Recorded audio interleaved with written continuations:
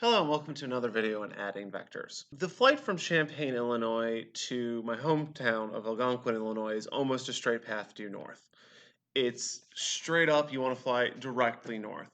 So if I were to be in, say, an airplane, which happens actually with a small airfield in Champaign and the small airfield at Crystal Lake, you can make that as a flight. I wouldn't recommend it, but it's possible. You want to fly directly north. The problem with it is while the plane has a flight speed of 90 miles per hour and is flying through the air, there's the wind you have to compete with. And what ends up happening is if you try to fly directly north, like this, the wind blows you off course, like so, and you end up going in the wrong direction. So what we need to be able to do is instead of flying north and to the right, what we need to do is find a way to fly this way and then allow the wind to push us back on path to due north. The way this works is if we know parts of the triangle, we can solve for the other parts. It's just like adding was previously, but instead of starting from the beginning and working to the end, we're starting with what we want as the end result and working forward. Let's go ahead and break this one down. We'll start with the simpler scenario. In this case, the plane flies at 55 meters per second. You're going to fly at some angle. We don't know what that is yet. So that way, when the wind that's blowing due east blows across the plane, pushing it, you end up with a vector that heads straight north. Effectively, what I'm asking is, what angle do I need to fly to end up going straight north, factoring for the wind, and how fast do I end up going?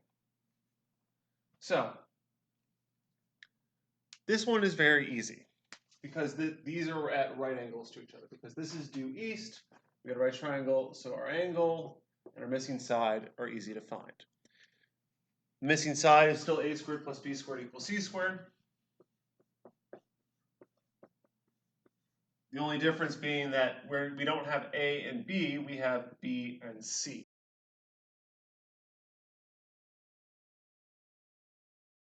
And we end up solving for a. The angle is also similarly easy. Instead of having opposite and adjacent, we have opposite and hypotenuse. So in this case,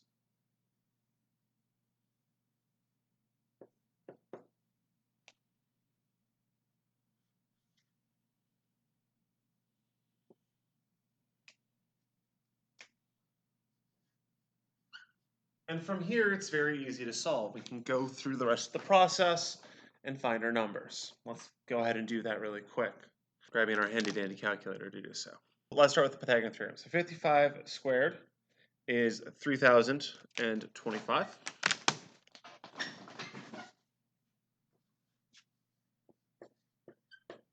Ten squared is 100, which means a squared will equal 2925, or a equals the square root of 2925, which is 54.08, and in this case, meters per second. The angle is just sine, or in this case, sine inverse.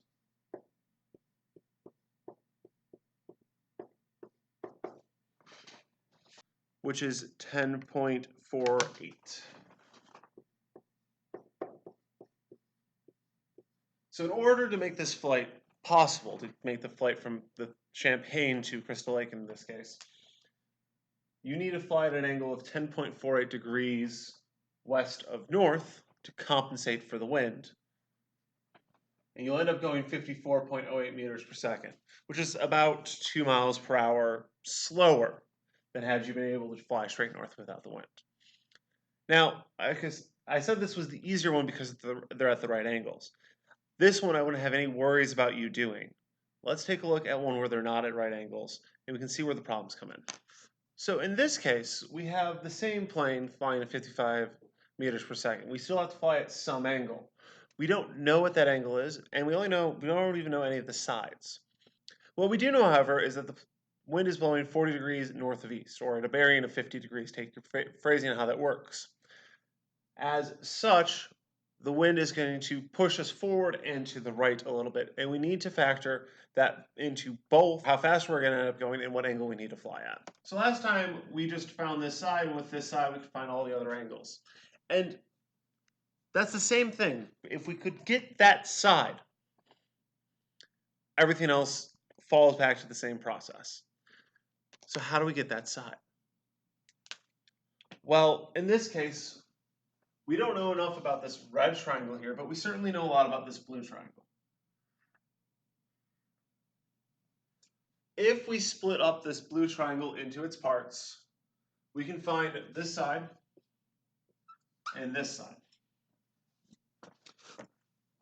Once we've done that, this side is shared between the two triangles, so then we can solve this triangle here. Why does this matter? How does this help us? Well, the wind is blowing at us east, so we need to fly just enough west to cancel it out and end up right on the center path. Okay, we're trying to balance out that push. So let's start with the blue triangle, go through it, and go from there. We need to find both sides. The y isn't important for the moment, but it will be important down the road. So in this case, sine of 40 equals y over 18. Cosine 40 equals x over 18. Solve for both. Y equals 18 sine 40. X equals 18 cosine 40. So that value is going to be, right, well, 0.57 meters per second. And x is 13.78. So 13.79. Once I have these values, I can go ahead and take them and plug them into the red triangle. The y value doesn't matter at the moment, but that blue x value is going to be the same as this value here. So this side of this triangle has to be 13.79 meters per second. Now that I've figured that out, it's the exact same process we did last time. Go through, find the angle, find the missing side. It'll tell us this side is how long, it'll tell us the angle we need to fly at. The only thing we need to do then is figure out how fast we're going overall. As a hint, it is not just what we'll find here. Think about it and try this on your own.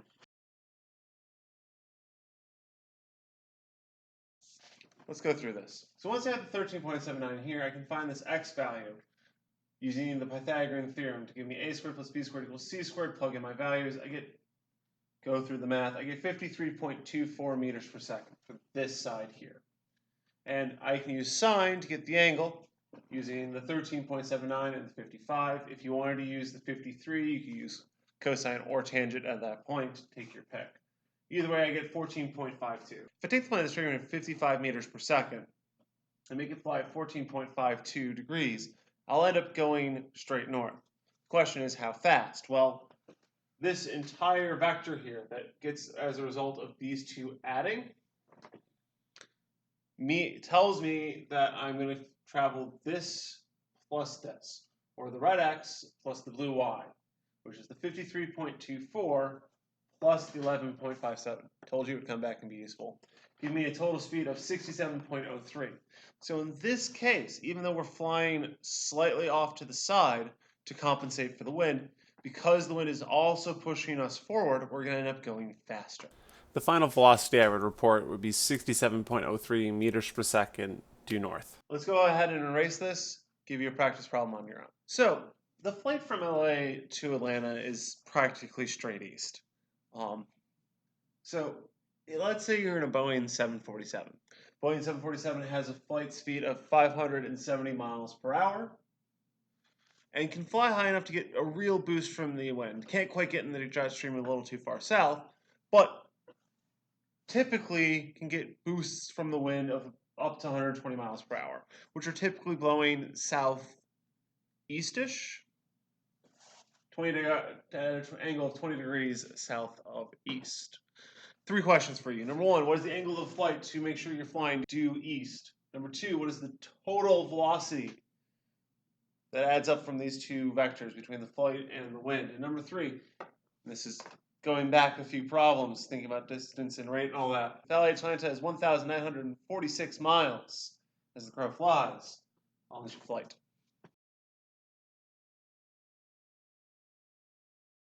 Okay, let's take this from the top. First thing I want to do is I want to break this blue, the wind, into components.